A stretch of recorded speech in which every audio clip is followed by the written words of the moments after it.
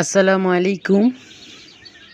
যারা কোয়েল পাখি কিনেন, যারা কোয়েল পাখি মানে 15 দিনকার কোয়েল পাখি কিনেন, তাদেরকে আমি একটা কথাই বলবো, আপনারা কোনো সময় কোয়েল পাখি কিনে ঠকবেন না। ঠকার একটাই কারণ, আমাদের বাঙালিরা মানুষ এটাই বোঝে যে দাম নিয়ে বোঝে।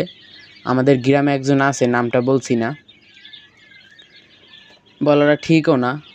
তিনি হলো কোয়েল পাখি কিনবে, মানে আমি বলছি হলো 30 টাকা, যেহেতু 15 দিনের কোয়েল পাখি ভ্যাকসিন করা কোয়েল পাখি 30 টাকা করে নেয় অন্যান্য বড় খামারে, কিন্তু ও শুনে আসছে হলো 20-25 টাকা, মানে শুনে আসছে 25-28 টাকা।